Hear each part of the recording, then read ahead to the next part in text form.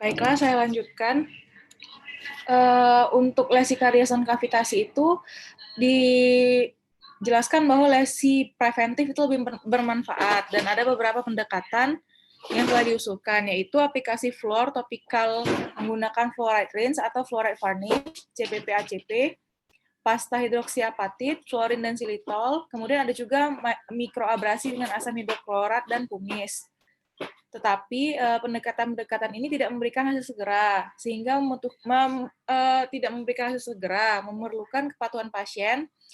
Kemudian pada saat perawatan itu stent eksternal dapat masuk ke dalam lesi selama remineralisasi, dan remineralisasi hanya terjadi secara dangkal. Nah, resin infiltrasi ini merupakan terapi menggunakan polimer resin metakrilat cair yang dianggap sebagai pendekatan sangat konservatif atau non-invasif. Nah, berdasarkan latar belakangnya, penelitian di jurnal ini bertujuan untuk menunjukkan hasil klinik dan estetika pada pasien dengan banyak white spot lesions pasca ortodontik dengan follow up 6 bulan, 1 tahun, dan 4 tahun. Presentasi kasusnya itu pasien merupakan anak laki-laki berusia 13 tahun yang menggunakan alat ortodonti cekat selama 2,5 tahun. Pada pemeriksaan oral pasien itu menunjukkan banyak WSL pada banyak gigi. Kemudian dilakukan pendekatan terapi mini invasif dengan resin infiltrasi Icon. Nah, resin Icon ini terdiri dari satu set yang berisi 3 siring. Itu yang pertama ada Icon Edge dengan bahannya itu merupakan asam klorida, asam silikon pirogenik, dan basis surfaktan. Kemudian ada Icon Dry, itu berbasis etanol 99%. Kemudian ada Icon Infiltran. Nah, ini resinnya berbasis metakrilat. Untuk prosedur perawatannya itu yang pertama gigi dibersihkan dengan pasta poles, setelah itu dibilas lagi dan dilakukan penggunaan rubber dam. Kemudian setelah itu diberikan Icon Edge, itu mengetsa permukaan gigi yang ada white spot-nya menggunakan asam klorida 15% selama 2 menit. Setelah itu asam disedot dan dibilas lagi selama 30 detik, lalu permukaannya dikeringkan. Setelah itu diaplikasikan Icon Dry, itu dilakukan pengeringan menggunakan etanol selama 30 detik, kemudian dilakukan pengeringan udara. Kemudian dilakukan etsa kembali pada gigi yang lesinya lebih dalam, yaitu pada gigi 12, 22, 23, 24, 32, 33, 43, dan 44. Nah, setelah etsanya dihilangkan dan dikeringkan, Icon Infiltran diaplikasikan pada permukaan lesi menggunakan microbrush dan didiamkan selama 5 menit. Setelah itu dilakukan light curing selama 40 detik menggunakan lampu BL Optima 10.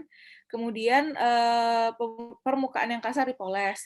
Nah, ini merupakan gambar pasca perawatan resin infiltrasi.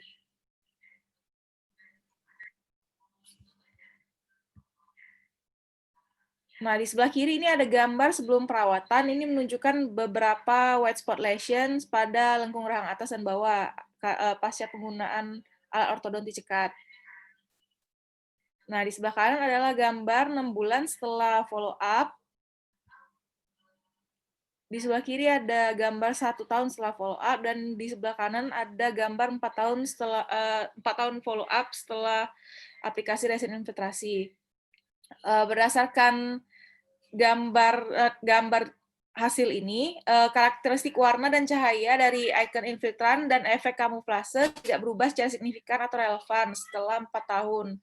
Kemudian tidak ada perkembangan lesi karies awal. Nah, masuk ke diskusi, pasien ortodontik ini memiliki insiden WSL yang sangat tinggi dibandingkan dengan pasien non-ortodontik, sehingga mungkin menunjukkan perubahan estetika beberapa tahun setelah perawatan. WSL sendiri disebabkan oleh bakteri patogen yang menginfiltrasi permukaan email. Kemudian bakteri tersebut menghasilkan asam organik yang mampu melarutkan ion kalsium dan fosfat. Nah, untuk yang menyebabkan kenapa gigi dengan WSL itu bisa terlihat bercak-bercak putih berkapur dan opak itu karena adanya perbedaan reflection index, indeks reflektif. Jadi untuk nilai RI dari email sehat sendiri itu 1,62. Sementara kalau misalnya untuk email yang porus, yang ada pori-porinya, yang apabila terisi air, maka RI-nya 1,33. Apabila terisi udara, maka RI-nya 1.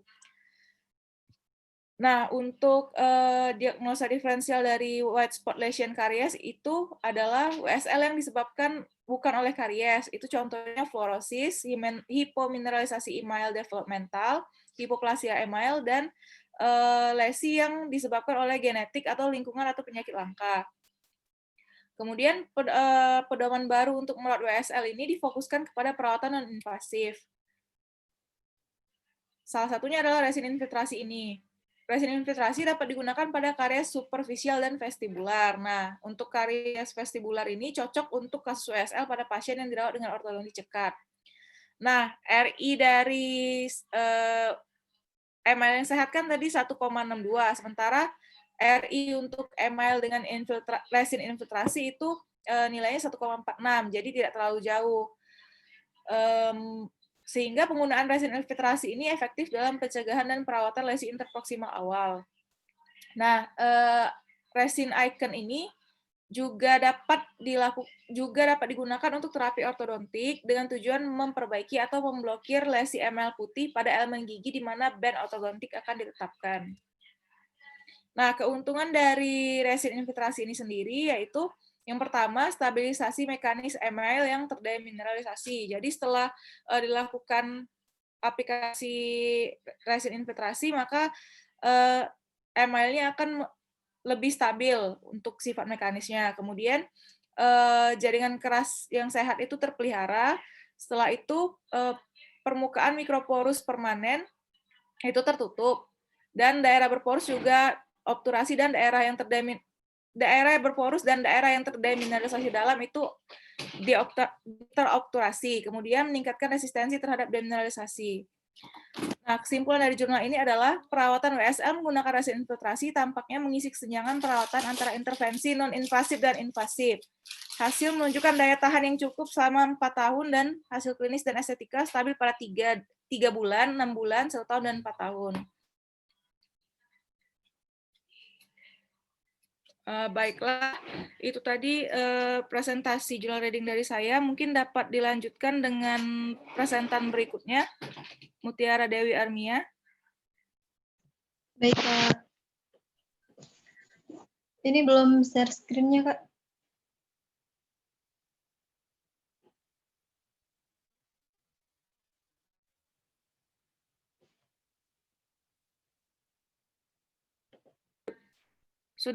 Sudah bisa dicoba belum? Sudah dicoba share screen? Ini lagi dicoba, Kak. Oke. Ya, sudah terlihat belum? Udah. Oke.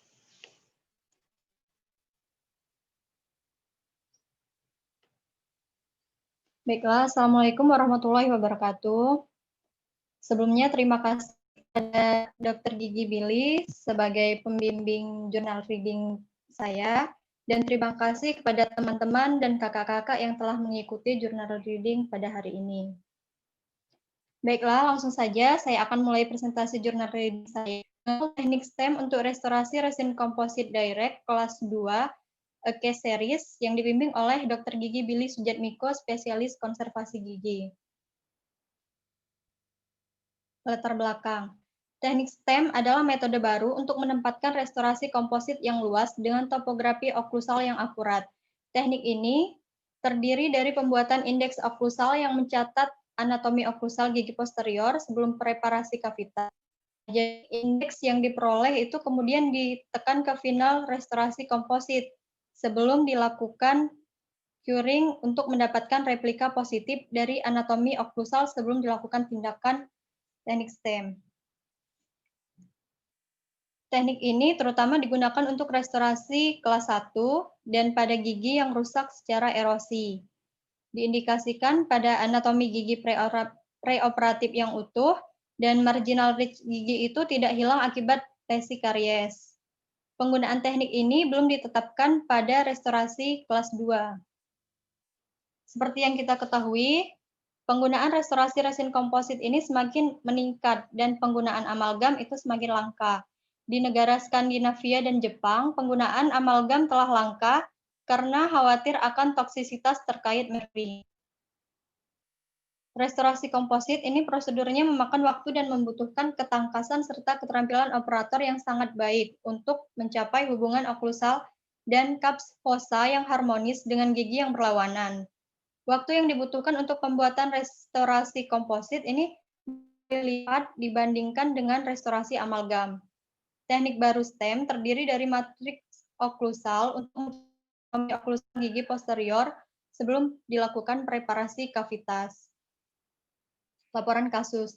Pada kasus 1, yaitu pasien laki-laki berusia datang ke klinik gigi untuk mengganti gigi 46 yang hilang. Pada pemeriksaan klinis, terdapat karies mesial pada gigi 15. Dan pada kasus 2 itu, pasien seorang perempuan yang baru selesai perawatan ortodontik. Pada radiografi bedwing, terlihat karies distal pada gigi 45. Ini gambaran radiografi bedwing pada kasus 1. Terlihat karies mesial pada gigi 15, tetapi tidak melibatkan area oklusal. Sebelum dilakukan tindakan, dengan teknik STEM dilakukan pemasangan rubber dam terlebih dahulu. Lalu, diaplikasikan pada permukaan oklusal. Kemudian, diaplikasikan flowable composite untuk STEM pada permukaan oklusal dan diindeks di atas cups tips. Nah, pada oklusal STEM ini, tangannya menggunakan microbrush dengan ujung microbrushnya itu sudah dipotong terlebih dahulu. Dibenamkan pada flowable composite yang telah dibuat tadi. Ini gambaran oklusal STEM-nya sebelum dipolimerisasi dengan cahaya untuk pembuatan oklusal stem. Kemudian oklusal stem tadi kan diangkat, lalu dibuat preparasi kavitas. Semua jaringan kariesnya diangkat melalui akses oklusal. Dan kavitas yang disiapkan itu kavitas kelas 2. Selanjutnya dilapisi menggunakan ionomer kaca pada kavitas tadi. Lalu short metal strip dimasukkan dan disesuaikan dengan dinding kavitas. Lalu kavitas direstorasi secara bertahap menggunakan restorasi komposit posterior hingga 1 mm lebih rendah dari permukaan oklusal. Lalu lapisan terakhir komposit tadi telah ditambahkan sebelum metal yang dilepaskan dan selembar teflon tape di permukaan oklusal. Oklusal stem diletakkan di atas teflon tape yang telah diletakkan tadi. Setelah dilakukan pengecapan, tape dilepaskan. Dan metal stripnya dipasang kembali. Kelebihan material pada proksimal gigi dihilangkan, komposit telah dipolimerisasi dan dipolis. Lanjut pada gambar radiografi bedwing itu terlihat karies distal pada gigi 45, tetapi tidak melibatkan area oklusalnya. Sama seperti kasus 1 tadi, dipasang rubber dam, kemudian metal strip dimasukkan di distal dan diadaptasi di sekitar permukaan mesial dan distal menggunakan klem. Lalu flowable microbrush digunakan untuk membuat oklusal stem. Setelah itu, stem tadi diangkat dan dilakukan preparasi kavitas.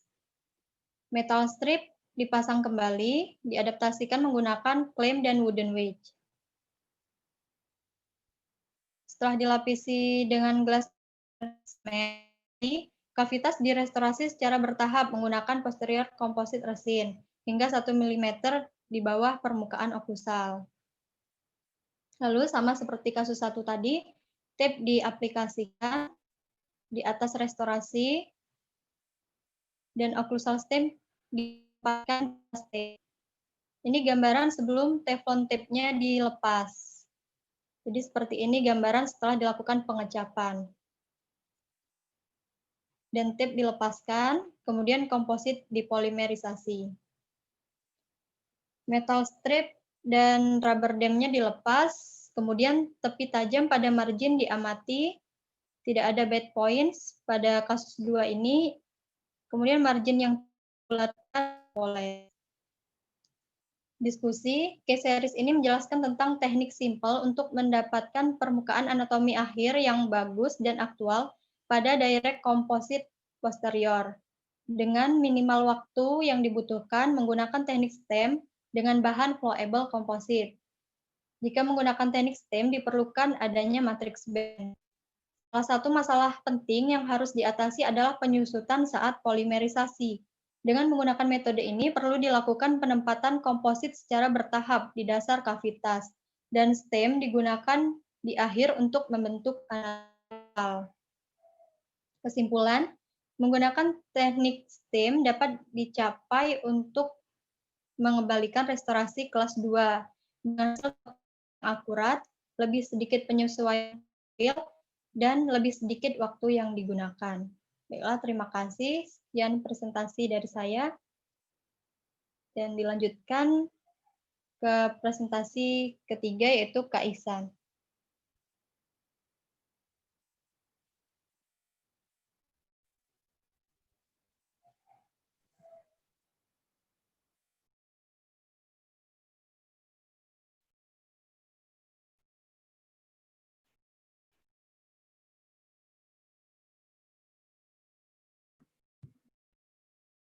Assalamualaikum warahmatullahi wabarakatuh. Kedengaran nggak suara? Kedengaran, San. PPT-nya udah kelihatan belum? Udah. Ya. Terima kasih kepada Dr. Billy Sujarmiko yang telah memberikan kesempatan untuk saya presentasi hari ini.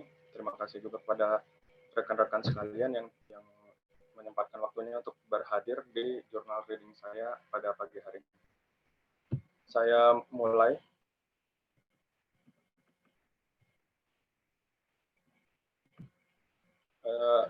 Jurnal saya yang berjudul yaitu Potensi Regenerasi Pulpa, sebuah case report. Jadi latar belakang dari jurnal ini yaitu endodontik regeneratif ataupun revaskularisasi. Apa itu endodontik regeneratif itu? Ialah endodontik regeneratif ini salah satu keuntungan bagi kedokteran gigi karena prosedurnya yaitu pemulihan gigi non vital dengan prosedur yang tidak terlalu invasif. Revaskularisasi itu sendiri ialah membantu dalam pemulihan gigi dengan obat-obatan yang memiliki sifat antimikroba. Teknik yang digunakan di jurnal ini yaitu irigasi intrakanal chlorhexidine dengan TAP atau triple antibiotic phase. Jadi tujuannya itu untuk menunjukkan potensi regenerasi pulpa. Kasusnya seperti ini. Pasien laki-laki berusia 15 tahun dengan keluhan nyeri di daerah gigi belakang kanan atasnya sejak 1 bulan terakhir. Nyeri tumpul terlokalisasi, sakit saat menggigit, dan sangat terasa sakit pada saat malam hari.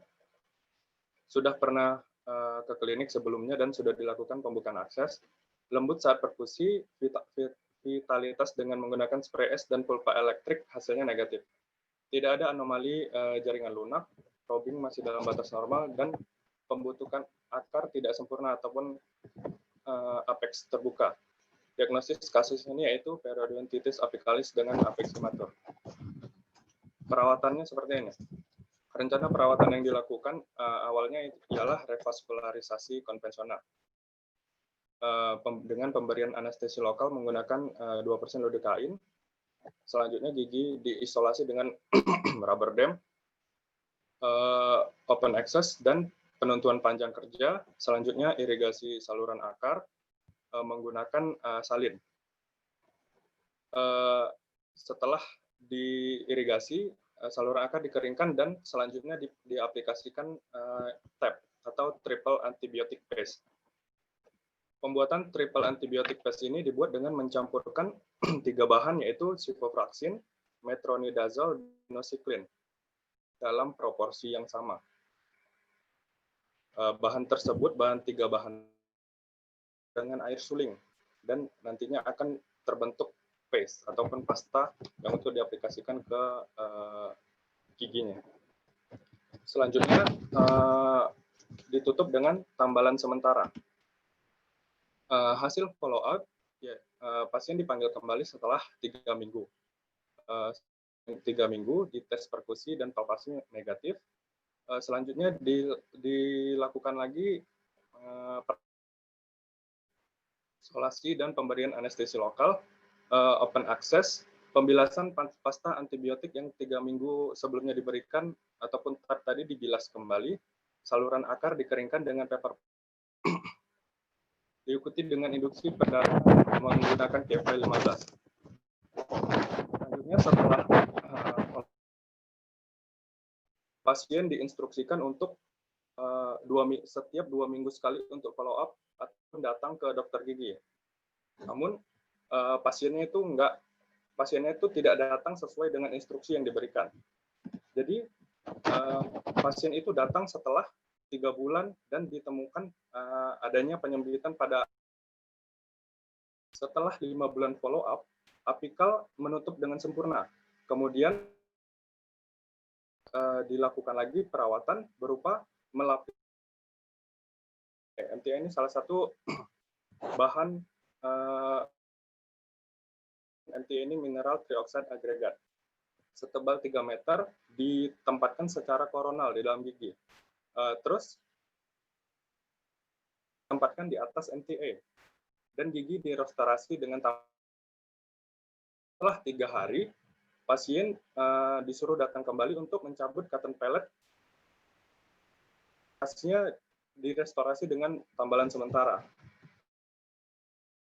Selanjutnya pasien dipanggil kembali untuk follow up dalam rentang waktu 1 bulan dan 5 bulan. Diskusinya yaitu endodontik regeneratif ataupun revaskularisasi. Yang dijelaskan di awal, gigi non vital dapat dihidupkan kembali dengan melalui perawatan waktu penyelesaian akar pasca bisa sampai 2-3 tahun. Nah, periode 2-3 tahun ini periode yang paling penting, di mana trauma pada gigi itu bisa menyebabkan berhentinya perkembangan akar. Pada jurnal kali ini, penerapan itu dikatakan berhasil karena apex akar tertutup, terdapat penebalan dinding akar. Pengujian vitalitas tidak dapat dilakukan karena tidak memungkinkan akses ke tubulus dentin. Selanjutnya, nekrosis pulpa pada gigi permanen menyebabkan keterlambatan penutupan apikal. Karenanya, vaskularisasi ini bisa membantu merevitalisasi gigi.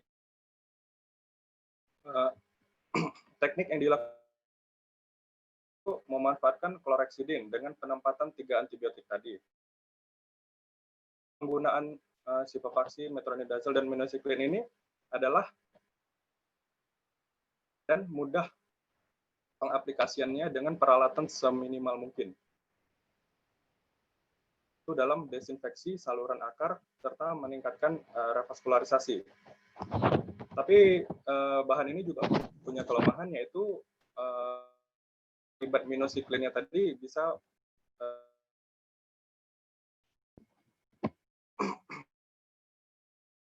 yaitu menyarankan untuk mengganti obat-obatan itu dengan gutta perca kerucut yang dipasang secara khusus. Tetapi karena bagian apikal akarnya lebih lebar daripada koronal, penutup dan pelebaran lebih lanjut dari bagian apikal membuat gigi sehingga giginya itu berisiko patah. Jadi revaskularisasi prosedur yang lebih konservatif dalam kasus seperti itu. Seperti yang dijelaskan di tabel di bawah, studi telah melakukan hal yang sama dengan tujuan untuk revitalisasi gigi. Dan hasilnya seperti studi yang dilakukan oleh si Vankar dengan menggunakan triple antibiotic paste juga. Hasilnya revitalisasi gigi dan nekrosis dalam waktu 1 tahun. Jadi hasilnya itu sama, tapi yang membedakan itu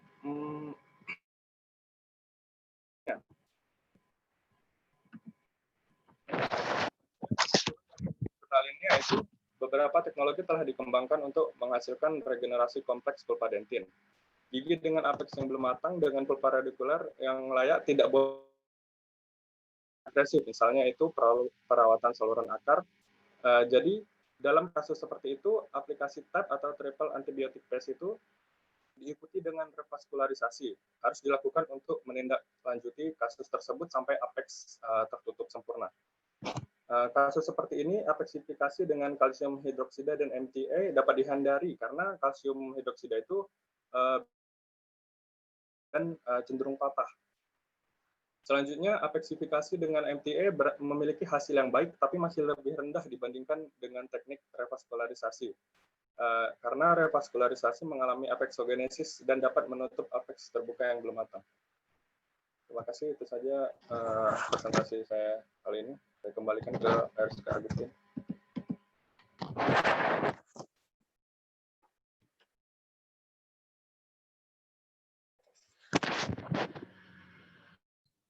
Baiklah, itu tadi adalah presentasi dari kami bertiga. Mungkin dapat langsung dilanjutkan dengan sesi pertanyaan, tetapi akan dibagi berdasarkan tiap materi.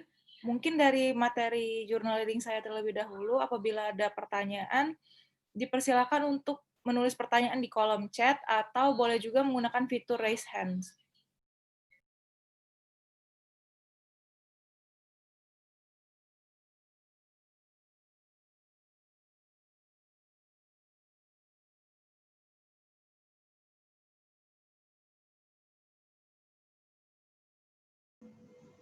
Dipersilakan bila ada yang mau bertanya. Ketiga teknik ini ya bisa dibilang itu termasuk yang relatif baru ya. Memang pada dasarnya tidak secara langsung diajarkan kepada kalian. Teknik ini memang sensitif, namun memang hasilnya cukup baik di sini dibandingkan teknik-teknik konvensional. Jadi bila kalian ingin bertanya atau masih bingung atau bagaimana, silakan ditanyakan.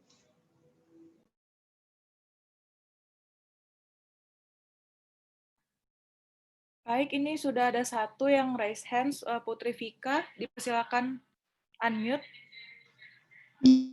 Baik, terima kasih Kak Ega atas kesempatannya. Terima kasih dokter atas kesempatannya. Saya Putri, kelas angkatan 43 ingin bertanya mengenai jogging tadi, yang Kak Ega tadi, apakah mungkin bisa terjadi adanya lesi sekunder setelah kita melakukan perawatan menggunakan infiltrasi tadi, Kak? Terima kasih. Baik, terima kasih Putri Vika. Mungkin ini langsung dijawab saja boleh ya dokter? Silakan aja, bila Anda mau jawab langsung jawab aja. Namun bila memang ada yang masih yang bingung atau belum paham, boleh nanti tanyakan ke saya langsung, nggak apa-apa, atau nanti saya bantu. Baik dokter, terima kasih. Jadi mungkin saya akan coba langsung jawab dulu. Apakah akan terjadi lesi sekunder setelah aplikasi resen infiltrasi? Itu sebenarnya kan di permukaan email yang ada lesi atau porus itu ada bakterinya. Nah, bakteri ini bisa terjebak di dalam kalau misalnya kita tutup porusnya itu dari luar. Nah, tapi kalau misalnya untuk lesi yang belum ada kavitas, mungkin bakterinya lebih sedikit. Jadi pada saat ditutup, mungkin bakterinya itu akan berhenti berkembang karena kan pas ditutup dia tidak mendapatkan suplai makanan dari lingkungan luar. Jadi nanti lama-lama bakterinya itu stop sendiri karena nggak dapat suplai makanan. Jadi untuk kemungkinan ada lesi sekunder itu mungkin tetap ada, tapi sangat kecil. Gitu Putri Vika. Baik Kak, berarti sebenarnya kemungkinan itu bisa ada ya, tapi kecil karena tadi juga udah ditutup dari awal, jadi bakteri yang di dalam itu kemungkinan dapat makanan tuh sedikit ya. Iya, karena tadi kan resen infiltrasi menutup yang microporus itu. Baik, cukup paham. Terima kasih. Sama-sama.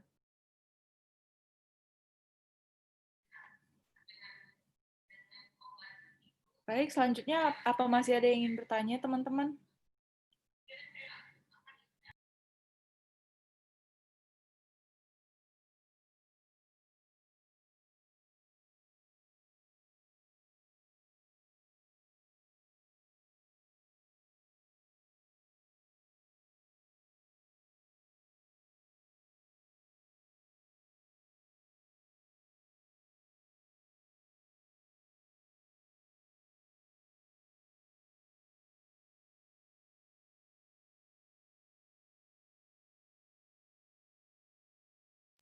Ya, Rahmasari, silakan.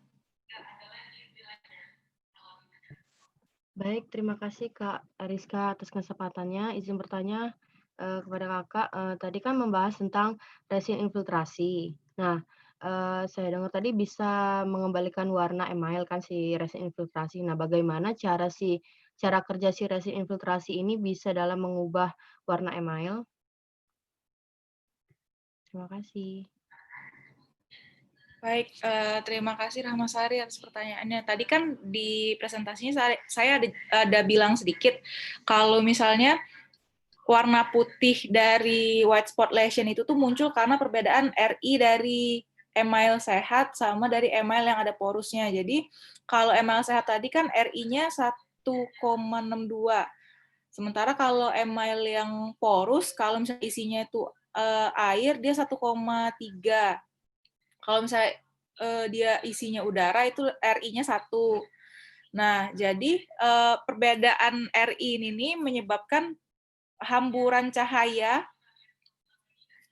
pada saat kena gigi itu karena ada perubahan hamburan cahaya tadi, makanya warna putihnya muncul. Nah, jadi resin infiltrasi ini kerjanya itu kan dia masuk ke mikroporus yang di email itu. Setelah dia masuk di mikroporus email itu, nanti emailnya nilai RI-nya akan naik jadi 1,46. Nah, ini kan nggak gitu jauh dari 1,46 ke 1,62. Nah, jadi itu yang ngebikin warna emailnya itu jadi samar, jadi rata, nggak muncul putih-putih lagi dari white spot lesion-nya itu. Baik, Kak Eriska sudah mengerti. Terima kasih atas penjelasannya. Baik, sama-sama.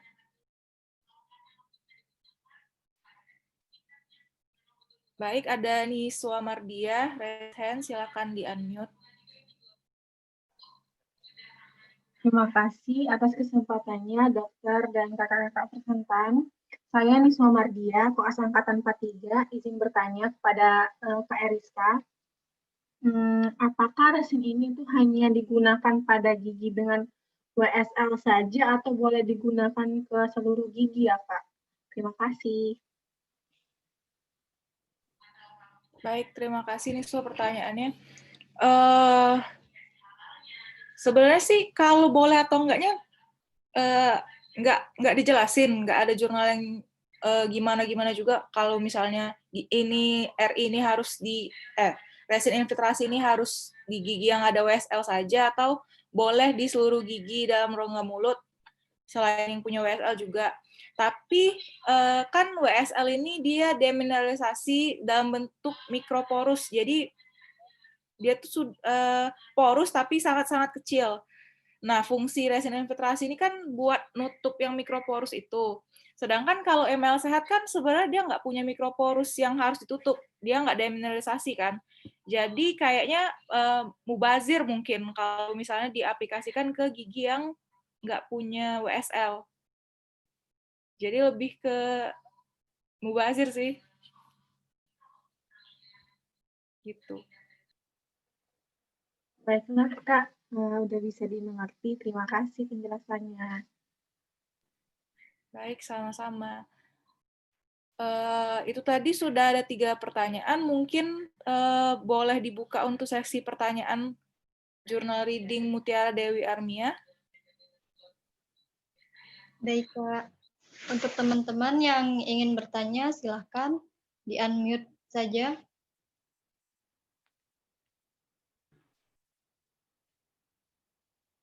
Saya ingin bertanya kepada Saudari Mutiara. Ya, silakan Jenny. Tadi kan pada jurnal ini dijelaskan sebelum dilakukan tindakan diaplikasikan rubber dam terlebih dahulu. Nah, yang ingin saya tanyakan, apakah ada kontraindikasi dalam penggunaan rubber dam? Baiklah, terima kasih Jenny atas pertanyaannya. Izin langsung menjawab, dokter. Pertanyaan dari Jenny.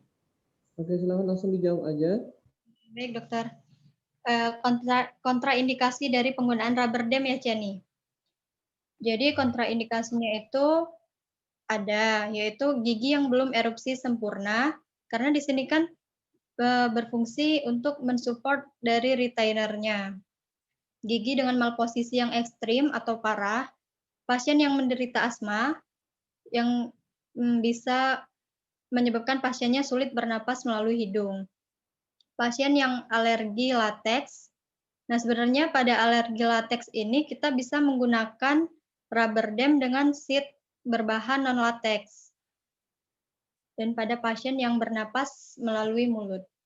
Bagaimana, Jenny? Apakah bisa diterima? Baik, terima kasih Saudari Mutiara. Ya, apakah ada lagi yang ingin bertanya?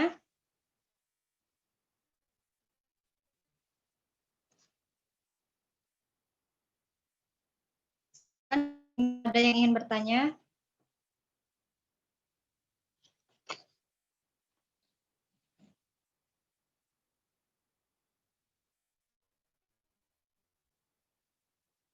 Silakan Fitri Dwi Aryani. Ya, terima kasih, Tiara. Di sini saya ingin bertanya, kan di jurnal tadi dijelasin ada teknik stem untuk restorasi komposit direct. Nah, untuk pembuatan stem ini kan dia pakai flowable composite. Kira-kira untuk bahannya ini hanya bisa pakai flowable composite atau ada bahan lainnya gitu? Terima kasih. Terima kasih Fitri atas pertanyaannya. Apakah pada teknik stem ini hanya bisa flowable composite atau bisa yang lain ya? Jadi sebenarnya bukan hanya flowable composite saja, ada bahan lain seperti universal barrier, fit and fissure sealant, transparan acrylic resin. Nah, ada juga cara untuk menghemat biaya pembuatan stem. Dapat menggunakan expired flowable composite atau transparent acrylic resin. Bagaimana, Fitri? Jadi ada banyak bahan ya, bukan cuma flowable composite aja ya bisa. Hanya flowable composite saja. Baik, terima kasih Mutiara. Sama-sama Fitri. Menambahkan sedikit bahan yang dipakai. Iya, dokter. Oh, baik. Ini mungkin ada sedikit saya mau menambahkan di sini. Soal bahan yang dipakai, itu memang bisa kita menggunakan pakai flowable resin composite atau yang lainnya. Pada prinsipnya adalah bahan yang mengalir dan bisa kita kendalikan. Dan jangan lupa dipasang seperti spirating agent-nya yang pertama. Kedua, yakinkan bahwa di sana tidak ada undercut. Nah, itu prinsip-prinsipnya. Kemudian untuk bahannya sendiri itu kita bisa pakai flowable resin composite atau ada namanya gival barrier untuk melakukan bleaching end office. Ada gival barrier, silakan cari di Google ya. Itu warnanya warna seperti warna biru-biru, itu juga bisa dipakai juga. Namun untuk kalian sendiri, kalau ini mohon maaf ini kalau kalian menggunakan bahan flowable komposit yang ataupun bahan yang udah expired, kalau bisa jangan, karena kalau seperti ini kita khawatirnya nanti ada monomer yang tidak bisa membeku dengan sempurna dan bisa memicu alergi dari resin komposit ini, walaupun jarang terjadi tapi itu bisa terjadi. Nah, kurang lebih seperti itu ya Nak ya. Ya, terima kasih dokter. Apakah ada lagi yang ingin bertanya? Izin bertanya, saya ingin bertanya kepada Mutiara Dewi Arnia. Kan tadi pada kasus 1 dijelaskan salah satu, ya. Tadi pada kasus 1 dijelaskan salah satu tahapan pelaksanaannya itu semua jaringan karies diangkat melalui akses oklusal dan kavitas kelas 2 disiapkan. Tapi dijelaskan di awal bahwa teknik STEM ini belum ditetapkan pada restorasi kelas 2. Apakah bisa dijelaskan kembali maksudnya bagaimana ya, Tiara? Terima kasih. Terima kasih atas pertanyaannya, Mbak Ella. Jadi benar, pada kasus 1 itu kasusnya terdapat karies mesial pada gigi 1,5, tetapi tidak melibatkan oklusal. Nah, jika karies proksimal gigi posterior, untuk preparasi kavitasnya sendiri kan kita siapkan adalah kelas 2. Nah, kenapa pada kasus ini dilakukan restorasi dengan teknik STEM? Karena salah satu indikasi penggunaan teknik STEM adalah pada gigi kerusakan area oklusal, terutama pada marginal ridge-nya. Sehingga teknik ini bisa dilakukan pada kasus 1, yang kariesnya hanya sebatas mesial dan tidak meluas ke area oklusal. Iya, benar juga pada jurnal ini sebelumnya dijelaskan bahwa teknik STEM belum ditetapkan untuk restorasi kelas 2. Sehingga pada jurnal case series itu tindakan dengan teknik STEM agar teknik ini dapat diterapkan pada restorasi kelas 2. Pada gigi yang tidak melibatkan kerusakan area oklusal, pada tindakan restorasi tersebut didapati hasil restorasi yang baik dan anatomi gigi yang akurat. Nah, jadi tujuan dari jurnal ini tuh agar teknik STEM ini ada restorasi kelas 2 dengan syarat tidak melibatkan kerusakan di area marginal ridge-nya yang disebabkan oleh karies. Bagaimana, Elvina? Baik, cukup mengerti. Terima kasih Mutiara atas penjelasannya. Terima kasih, Elvina. Sudah 3 pertanyaan, bisa dilanjut ke presentan ketiga untuk pertanyaan selanjutnya.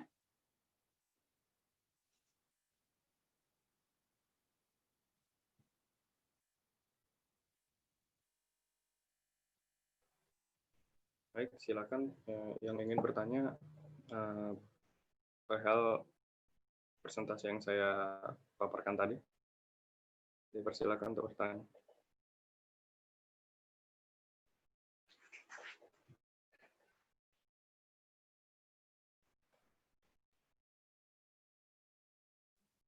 Maaf, itu ada Tamara Kayumna yang raise hands.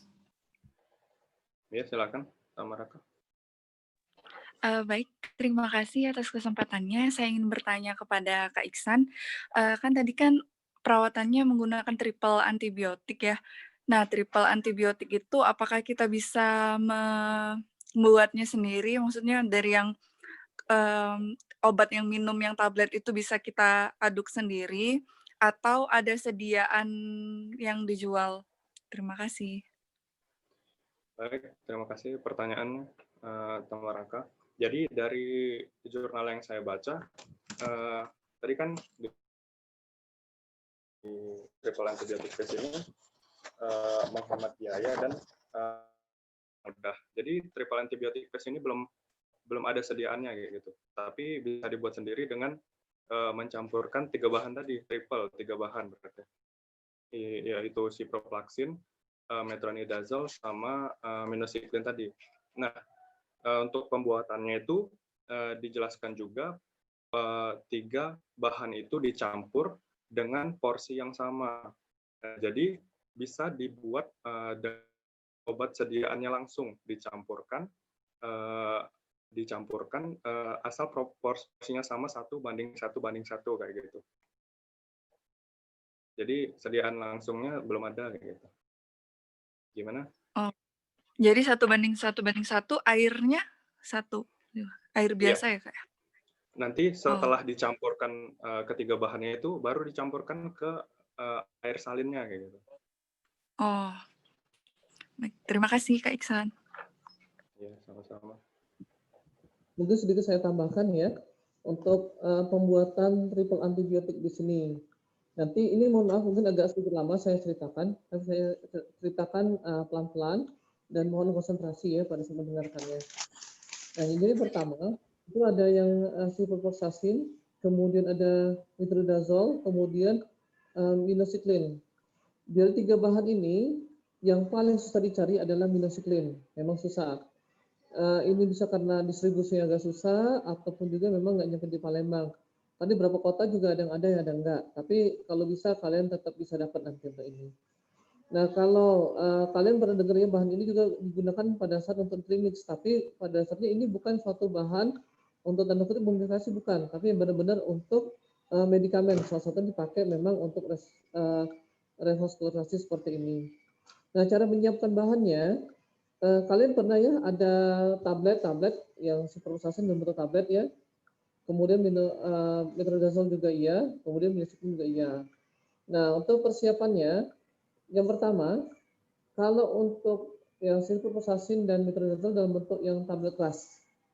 Nah, pada saat tablet kelas ini, kalian tidak boleh langsung kalian tumbuk aja atau campur, itu nggak bisa. Cara persiapannya gini, kalian harus perhatian sih. Yang pertama, di obat tersebut biasanya ada lapisan gula di sana. Nah, cara buktikan itu ada gula atau enggak, kalau kalian rasakan di mulut ya, dia tidak pahit sebenarnya. Tapi kalau hanya sudah agak lama buat terasa pahit. Jadi itu ada bungkusnya, dan bungkusnya harus dibuang dulu. Cara ngebuangnya simpel sih. Ambil obatnya itu pun pakai scalpel yang steril kan, kalian gosok gitu. Jadi kayak dikrok, misalnya kayak gini dikrok, krok kayak gitu ya, sampai bersih. Jadi benar-benar cuma kapsulnya aja kering. Nah, ini dikumpulkan berapa biji gitu, kemudian masing-masing, kemudian itu ditumbuk. Kalau memang satu momen, misal satu pasien ada pasien yang langsung gitu kan, campur tiga langsung tumbuk nggak masalah, ditumbuk gitu kan.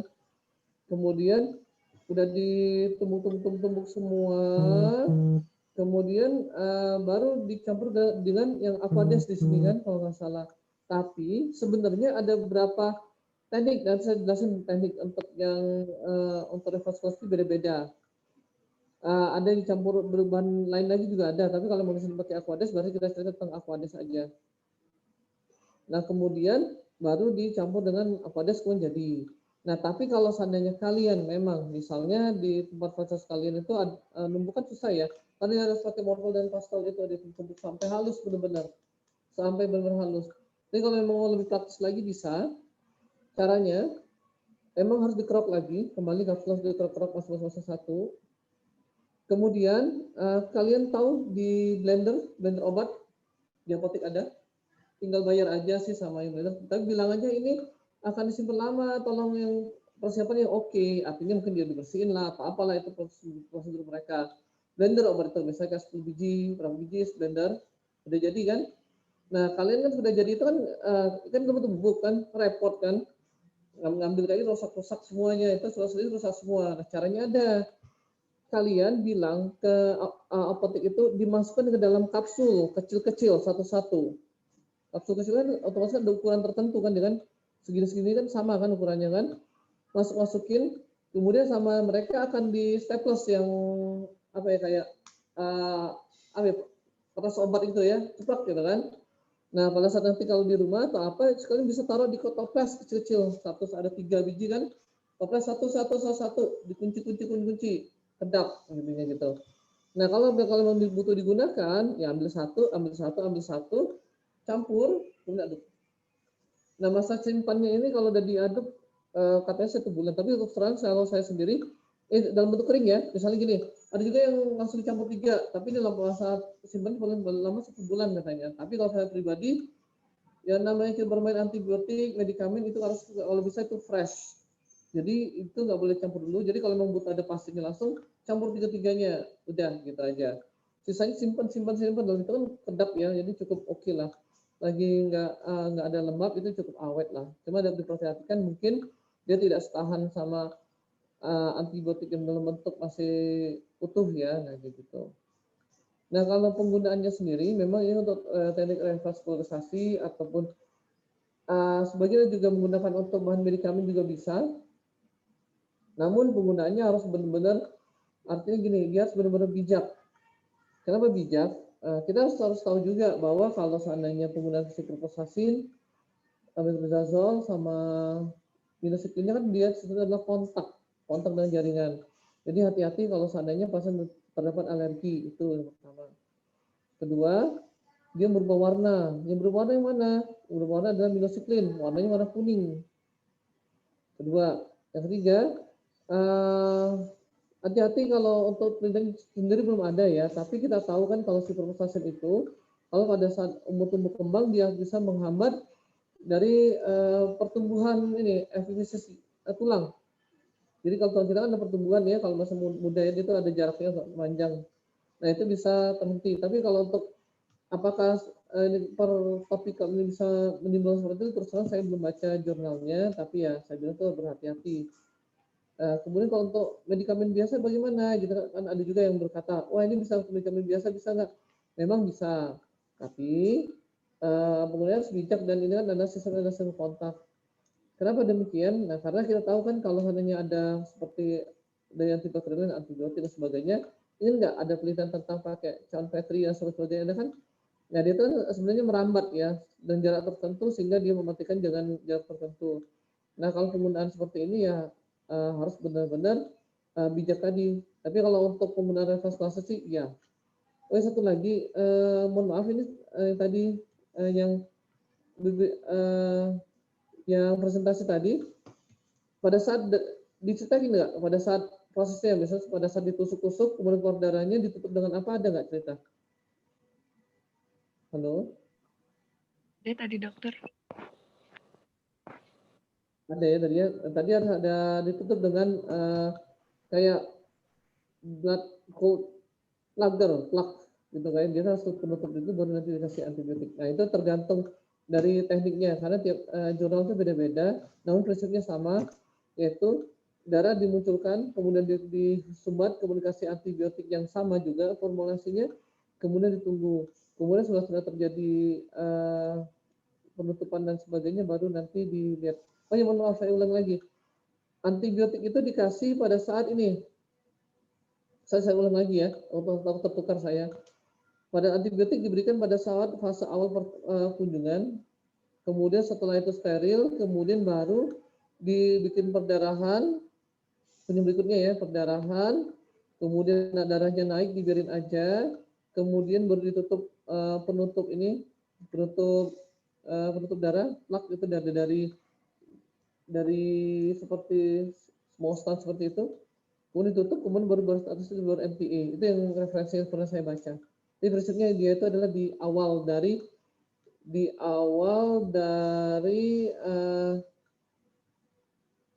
mulai treatment untuk mematikan bakterinya. Kemudian irigasi juga nanti coba dicari lagi referensinya karena masing-masing referensi punya masing-masing yang bagus pakai mana, yang nggak bagus yang mana itu nanti. Kurang lebih seperti itu. Silakan kalau seandainya ada yang mau oh ya mohon maaf. Tama Raka sudah jelas? Ya, sudah cukup jelas dokter. Terima kasih. Oke, baik. Silakan kalau ada yang mau menambah lagi pertanyaan, silakan.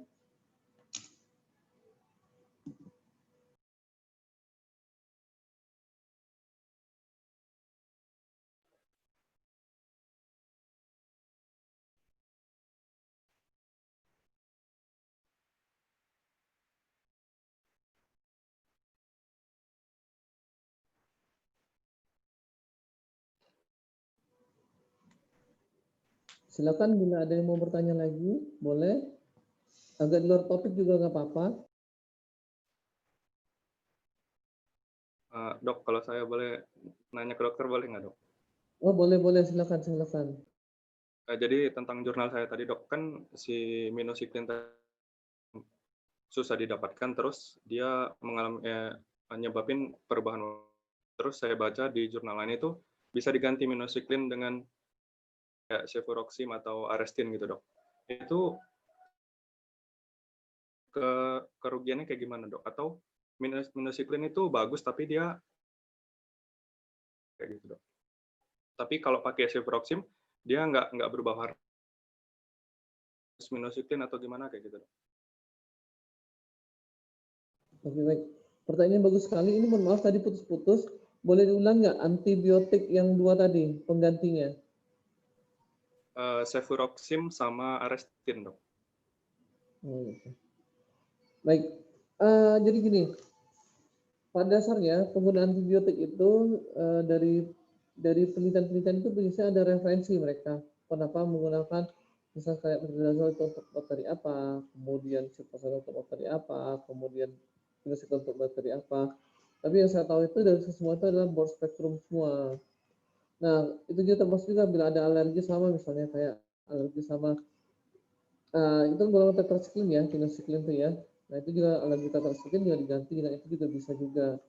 Namun penggantian ini prinsipnya gini nak, bila ada dasar teori yaitu berupa jurnal, itu boleh kamu gunakan itu, tidak masalah. Atau lebih lagi kalau ada buku juga boleh juga. Nah, sebagian yang saya pegang jurnal saya pernah lihat juga kalau nggak ada minocycline juga nggak apa-apa, nggak ditambahkan minocycline juga ada juga. Nah, ada juga seperti itu. Nah, jadi kalau untuk ini kembali terserah kepada operator. Pada prinsipnya adalah dia harus mengerjakan sesuai dengan referensi jurnal.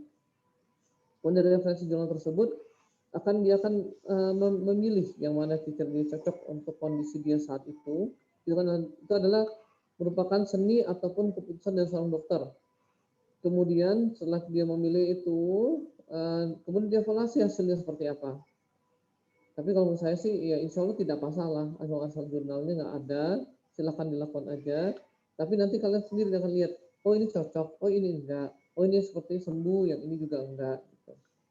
Nah yang penting adalah ditekankan sekali lagi adalah hati-hati dengan kontraindikasi dari masing-masing obatan, cocok atau tidak cocok.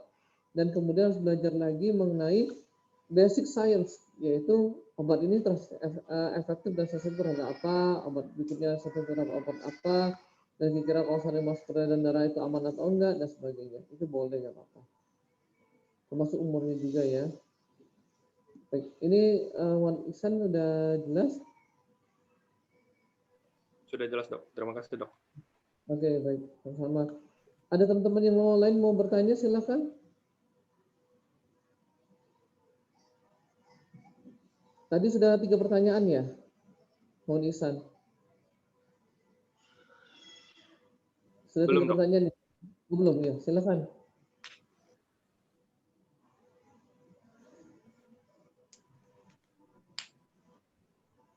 Ada lagi nak, silakan nak. Silakan ditanya.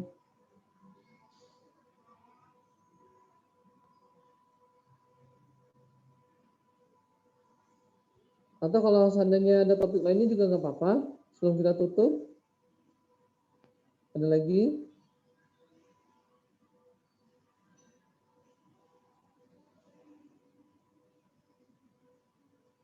Oke, baik. Sepertinya tidak ada. Kalau gitu saya serahkan pada modulator. Kalau misalnya moderator dipersilakan kalau seandainya memang ada pertanyaan lagi atau ditutup boleh juga.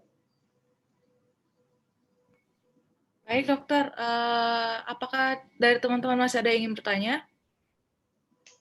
Atau menambahkan?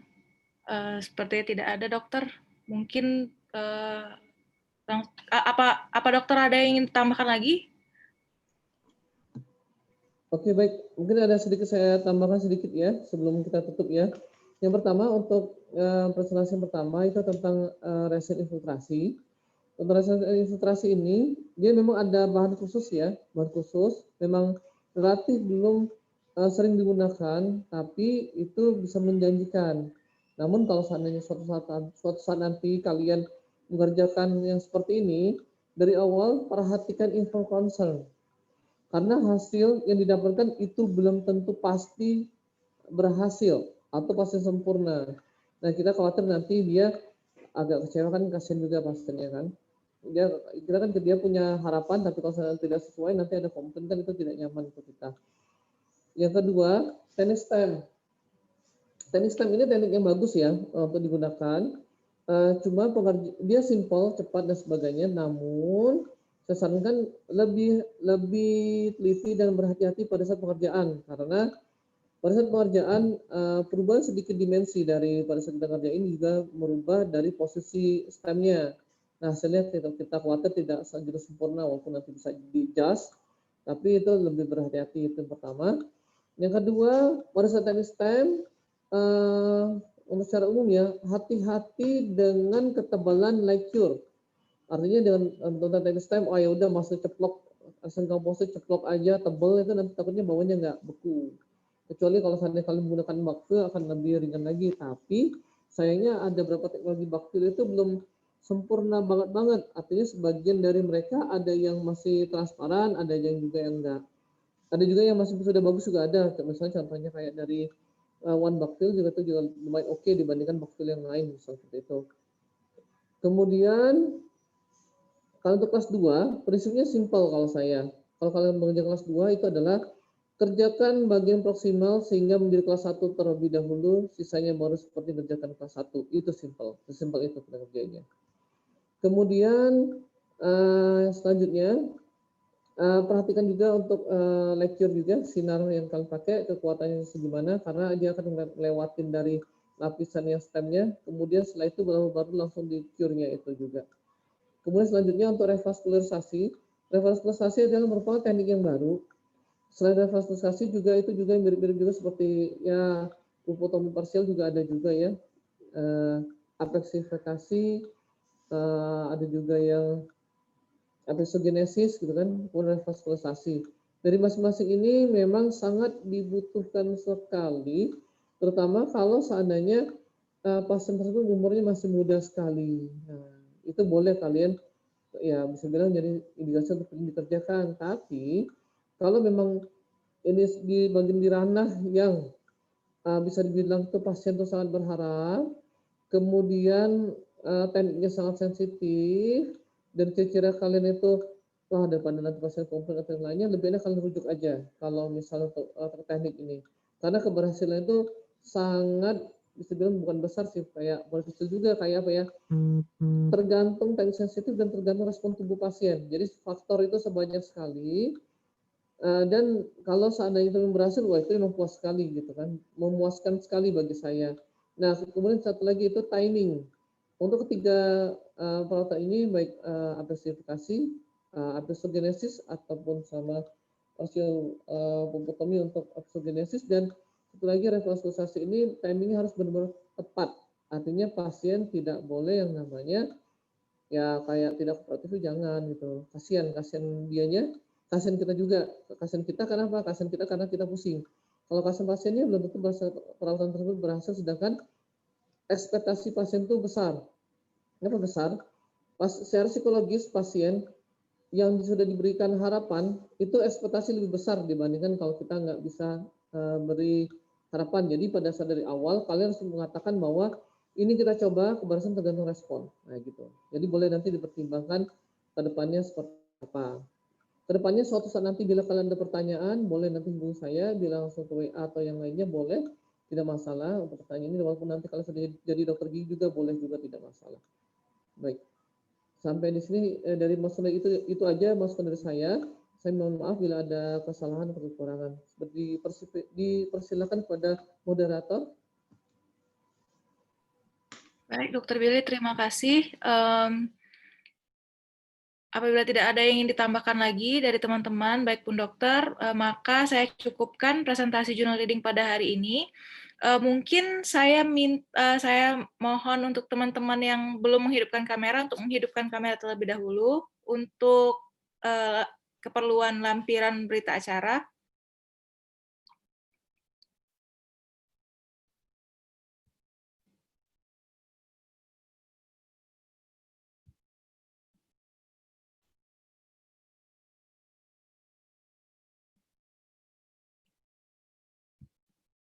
Baik, ini saya screenshot terlebih dahulu.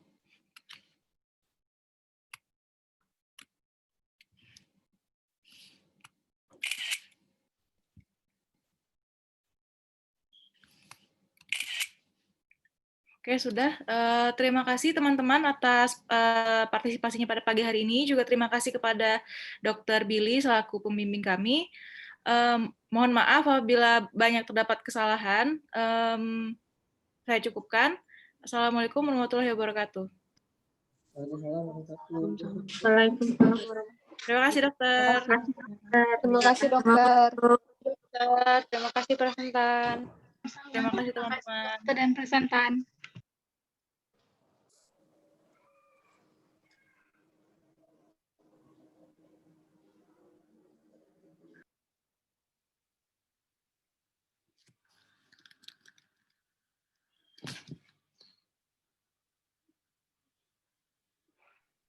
Jangan lupa isi absen, guys. Selamat, Kak. Dadah.